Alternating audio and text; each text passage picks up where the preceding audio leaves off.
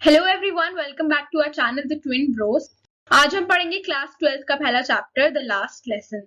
इस वीडियो में आपको सारे इंपॉर्टेंट क्वेश्चंस मिल जाएंगे, वर्ड मीनिंग्स मिल जाएंगे और अच्छे से एक्सप्लेनेशन भी मिल जाएगा। अगर आपको एक्सप्लेनेशन अच्छा लगे तो प्लीज वीडियो को लाइक करना मत भूलना। तो स्टार्ट करने से पहले हमें इस चैप्टर के बारे में कुछ इंपॉर्टेंट चीजें पता होनी चाहिए, वो देख लेते हैं। तो ये चैप्टर फ्रैंको प्रूशियन वॉर के टाइम पे सेट किया गया है, जब प्रूशियन नेशंस जर्मनी, पोलैंड और ऑस्ट्रिया ने फ्रांस के ऊपर कैप्चर कर लिया था। और जिस डिस्ट्रिक्ट में नरेटर रहते हैं वहां पे जर्मन पढ़ने को सबको फोर्स किया गया था। अब वो फ्रेंच नहीं पढ़ सकते थे, जो कि उनकी मदर टंग थी। तो इस सब का इफेक्ट एक स्कूल लाइफ पर क्या होता है इस सिचुएशन का, वो हम इस चैप्टर में पढ़ेंगे। और हम नरेटर का लास्ट फ्रेंच लेसन का एक्सपीरियंस देखेंगे। फ्रांस एक दिन वो अपने स्कूल के लिए बहुत लेट हो रहे थे और उनको बहुत डर लगता है कि उनको डांट पड़ेगी। क्यों? क्योंकि उनके जो प्रोफेसर है एम हैमिल, उनके फ्रेंच प्रोफेसर है, उन्होंने पार्टिसिपल्स के रिलेटेड उनको होमवर्क दे रखा था, लेकिन फ्रांस ने अपना होमवर्क कंप्लीट नहीं किया था। फ्रांस को लगा कि उसको भाग जाना चाहिए और वो बाहर सारी चीजें देख रहा था, वो बर्ड देख रहा था और वो प्रूशियन सोल्जर्स को देख रहा था और उसका मन कर रहा था कि वो स्कूल ना जाए, वो बस यहीं पे रहे। फिर उसने देखा कि जो टाउन हॉल है वहां पे एक क्राउड खड़ा हुआ था बुलेटिन बोर्ड के पास। पिछले 2 सालों से जो भी नेगेटिव न्यूज थी, जो भी बैड न्यूज थी, कोई भी लॉस्ट बैटल ऑर्डर्स जो थे, वो सारे बुलेटिन बोर्ड पे आ रहे थे। तो जब उन्होंने देखा कि बुलेटिन बोर्ड पे फिर से क्राउड खड़ा हुआ है, तो उन्होंने सोचा अब क्या हो सकता है। फ्रांस ने कोशिश करी कि वो जल्दी से जल्दी स्कूल पहुंच जाए, और वहां पे जो लोग खड़े थे, जो ब्लैक स्मिथ वॉचर और उसका अप्रेंटिस था, उन्होंने उसको बोला कि तुम टाइम पे पहुंच जाओगी, ज्यादा तेज मत करो। तो फ्रांस को लगा ये लोग उसका मजाक उड़ा रहे थे। तो भागते भागते वो जैसे जैसे स्कूल पहुंचा, और यूजुअली क्या होता था, स्कूल में बहुत शोर होता था, बहुत बसल होता था। कभी डेस्क की आवाज आती थी, कभी लेसन्स की आवाज आती थी, जोर जोर से आवाज आती रहती थी बाहर तक। लेकिन आज क्या हुआ, जब फ्रांस स्कूल पहुंचा तो बिल्कुल भी आवाज नहीं आ रही थी, बिल्कुल शांति थी, बिल्कुल ऐसा लग रहा था संडे मॉर्निंग हो रही। फ्रांस ने सोचा था कि वो बच जाएगा क्योंकि वहां पे बहुत शोर हो रहा होगा, किसी को पता नहीं चलेगा कि वो लेट है। तो he counted on the commotion. इसका मतलब है कि वो वेट कर रहा था कि कब एकदम से शोर होगा और वो चुपचाप अंदर चला जाएगा। लेकिन ऐसा कुछ नहीं हुआ, वहां पे बिल्कुल शांति बनी हुई थी और वहां पे जो एम हैमिल है वो अपना आयरन रूलर लेके इधर से उधर घूम रहे थे। और सरप्राइजिंगली एम हैमिल ने फ्रांस को डांटा नहीं, उन्होंने बस उसको बोला कि जाके अपनी जगह पे बैठ जाओ। तो क्योंकि बिल्कुल शांति होती है, सब फ्रांस को आते हुए देख लेते हैं, उसको बहुत ऑकवर्ड लगता है, वो चुपचाप जाके अपने बेंच पे बैठ जाता है। और वो एक अनयूजुअल सी चीज देखता है कि जो एम हैमिल है वो बिल्कुल आज रेडी होकर आए। उन्होंने अपना ब्लैक सिल्क कैप पहना है, फ्रिल्ड टी शर्ट पहनी है, और ऐसे वो यूजुअली ड्रेस नहीं होते थे। ऐसे तो वो तब ड्रेस होते थे जब या तो इंस्पेक्शन होती थी, चेकिंग होती थी, या फिर प्राइस डेज होता था। और उनको स्कूल पूरा इतना स्ट्रेंज और इतना शांत लग रहा था, इतना सॉलम लग रहा था। और एक और अनयूजुअल चीज ये थी कि जो भी बैक बेंचेस थे वो यूजुअली एम्प्टी होते थे, लेकिन आज वहां पे सारे विलेज के एल्डरली लोग बैठे हुए थे, ओल्ड हॉजर, former mayor, former postmaster, और सारे इंपॉर्टेंट जो ओल्ड लोग थे वो सारे बैठे हुए थे। और सब लोग बहुत ही सैड लग रहे थे, बहुत दुखी लग रहे थे। और फ्रांस ने देखा कि जो हॉजर है उसके हाथ में एक ओल्ड प्राइमर है। प्राइमर मतलब होता है जो प्राइमरी क्लासेस में यूज करते हैं, कैनवस टाइप शीट होती है पढ़ाने के लिए, जो कि थम्ब्ड थी एजेस पे, यानी कि दबी हुई थी क्योंकि वो इतनी पुरानी थी। It was thumbed at the edges. तो जैसे ही फ्रांस ये सब सोचता है, एम हैमिल बैठते हैं और वो एकदम से बोलते हैं, my children, this is the last lesson I शिल गिव यू। क्योंकि बर्लिन से ऑर्डर आया है कि एल्सेस और लॉरेन के स्कूल्स में अब सिर्फ जर्मन पढ़ाई जाएगी और कल से नए टीचर आ जाएंगे जर्मन पढ़ाने के लिए। This is your last French lesson. तो जैसे ये सब सुनते हैं, जैसे फ्रांस ये सुनता है, वो कहता है what a thunderclap these words were to me. मतलब उसको बहुत बुरा शॉक लगता है, वो बिल्कुल भी एक्सपेक्ट नहीं कर रहा था कि ये उसका आखिरी फ्रेंच लेसन होगा। फिर उसको याद आता है कि हाँ, बुलेटिन बोर्ड पे वही लगाया था, ये बताने के लिए कि अब जर्मन पढ़ाई जाएगी, फ्रेंच नहीं पढ़ा सकते। उसके बाद फ्रांस को बहुत ज्यादा रिग्रेट होने लगता है, उसको बिल्कुल पढ़ना लिखना नहीं आता ठीक से फ्रेंच, और उसको बहुत रिग्रेट होता है कि जब उसको मौका मिला था फ्रेंच पढ़ने का तो उसने नहीं पढ़ा। जो उसकी बुक्स, जो उसको अभी तक एक न्यूसेंस लगती थी, अनोइंग लगती थी और बहुत हैवी लगती थी कैरी करने में, अब उसको ऐसा लगता था कि वो बुक्स उसकी पुरानी दोस्त है जिसको वो छोड़ना नहीं चाहता। और एम हैमिल को वो भी पसंद नहीं करता था, लेकिन जब उसको पता चला कि अब वो एम हैमिल को फिर कभी नहीं देख पाएगा, तो वो ये सब भूल गया। तभी फ्रांस को रियलाइज होता है, अच्छा इसीलिए ये आज अपने संडे क्लोथ्स में आए, अपने फॉर्मल क्लोथ्स में आए। और तभी सारे ओल्ड मैन जो है वो अपनी रिस्पेक्ट देने के लिए पीछे बैठे हुए। उनको बहुत बुरा लग रहा था, पीछे जो विलेज मैन बैठे थे ओल्ड मैन, उनको भी बुरा लग रहा था कि उन्होंने अपनी फ्रेंच लैंग्वेज पे ज्यादा ध्यान नहीं दिया। वो एम हैमिल को थैंक करने के लिए आए थे उनके 40 इयर्स के सर्विस के लिए। वो पिछले 40 साल से स्कूल में फ्रेंच पढ़ा रहे थे और अब एकदम से उनको जाना पड़ रहा था, तो अपनी रिस्पेक्ट दिखाने के लिए वो सब आए थे।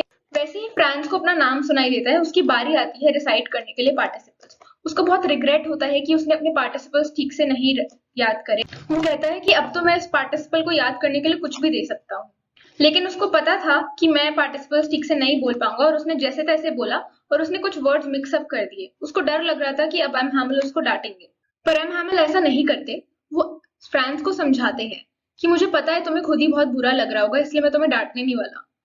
वो फ्रांस को समझाते हैं कि हर दिन लोग चीजों को प्रोक्रेस्टिनेट करते हैं, सोचते हैं कल कर लेंगे कल कर लेंगे। वैसे ही वो फ्रांस को समझाते हैं कि जैसे फ्रांस ने सोचा कि मैं पार्टिसिपल्स कल याद कर लूंगा, बाद में कर लूंगा, लेकिन अब उसके हाथ से मौका ही चला गया फ्रेंच याद करने का।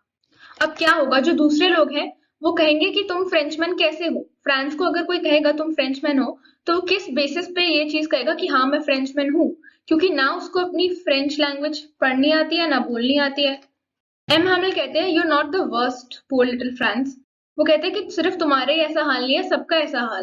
We've all got a great deal to reproach ourselves with। इसका मतलब एम हैमिल सबको कहते हैं कि हम सबको देखना चाहिए, रिकंसिडर करना चाहिए अपना डिसीजन, जो हमने डिसीजन लिया है चीजों को प्रोक्रेस्टिनेट करने का। हमें समझना चाहिए कि हमने कितनी बड़ी गलती करी है अपनी खुद की मदर टंग ना समझ के। एम हैमिल फ्रांस को बताते हैं कि सिर्फ तुम्हारी गलती नहीं है, इसमें गलती तुम्हारे पेरेंट्स की भी है, क्योंकि उनका ज्यादा विल नहीं था तुम्हें फ्रेंच पढ़ाने का। वो तुम्हें ज्यादा पैसे कमाने के लिए कभी कभी काम पे भेज देते थे फ्रेंच पढ़ाने की जगह। और फिर वो कहते हैं गलती मेरी भी है, क्योंकि मैं तुम्हें कहता था कि जाके मेरे पौधों को पानी दे दो, और जब मुझे फिशिंग करने जाना होता था मैं तुम्हें छुट्टी दे देता था। फिर एम हैमिल फ्रेंच लैंग्वेज को प्रेज करने लग जाते हैं, उसकी तारीफ करने लग जाते हैं। वो कहते हैं कि जो फ्रेंच लैंग्वेज है वो दुनिया की सबसे ब्यूटीफुल लैंग्वेज है, सबसे क्लियर और सबसे लॉजिकल लैंग्वेज है। उसको हमें गार्ड करना चाहिए, कभी भूलना नहीं चाहिए। क्यों? क्योंकि जब लोग एनस्लेव होते हैं, जैसे इनकी सिचुएशन में जर्मन्स ने फ्रेंच के ऊपर कैप्चर कर लिया है, तो फ्रेंच लैंग्वेज फ्रेंचमैन को अपनी आइडेंटिटी देता है। It is the key to their prison. इसके बाद एम हैमिल पढ़ाना शुरू करते हैं। वो ग्रामर का एक लेसन पढ़ाते हैं और फ्रांस बहुत अमेज्ड हो जाता है ये देख के कि उसको पहली बार इतने अच्छे से फ्रेंच समझ आ रही थी, उसको सब कुछ इतना इजी लग रहा था। फ्रांस को रियलाइज होता है कि उसने पहले कभी इतना केयरफुली क्लास में सुना नहीं था, और उसको इतना पेशेंस से समझा रहे थे आज एम हैमिल।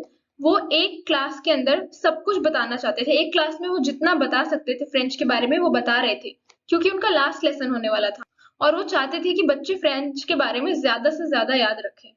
एम हैमिल न्यू कॉपीज लेकर आए थे सारे बच्चों के लिए, जिसपे लिखा था फ्रांस आल्सेस, फ्रांस आल्सेस। आल्सेस वो डिस्ट्रिक्ट था जहाँ पे फ्रांस का स्कूल था। पूरी क्लास में सारे लोग आराम से काम पे फोकस कर रहे थे, कोई भी डिस्ट्रैक्टेड नहीं था, सारे अपना काम कर रहे थे। अंदर बीटल्स आए थे उड़कर, लेकिन उस पे भी किसी ने अपना ध्यान नहीं दिया, सबका ध्यान फ्रेंच पढ़ने पे था। फ्रांस ने पिजन्स को देख के बोला, will they make them sing in German, even the pigeons. France इतना दुखी था कि जो प्रूशियंस हैं उन्होंने सब पे जर्मन इम्पोज कर दिया है, तो क्या वो पिजन्स को भी जर्मन पढ़ाएंगे? यानी कि पिजन्स जो होते हैं वो एक फ्रीडम का साइन होते हैं। वो इतना ज्यादा हमें कैप्चर कर चुके हैं कि क्या अब पिजन्स को भी जर्मन पढ़ेगी, मतलब फ्रेंच पढ़ने का कोई मौका ही नहीं देंगे। वो इस चीज को क्वेश्चन कर रहा था। जैसे फ्रांस ऊपर देखता है, वो देखता है कि एम हैमिल बिल्कुल मोशनलेस होके बैठे हैं, बिल्कुल स्टिल होके बैठे हैं, क्योंकि वो इतने उदास है। पिछले 40 साल से वो स्कूल में पढ़ा रहे हैं, सेम क्लासरूम में पढ़ा रहे हैं, सेम जगह पे पढ़ा रहे हैं।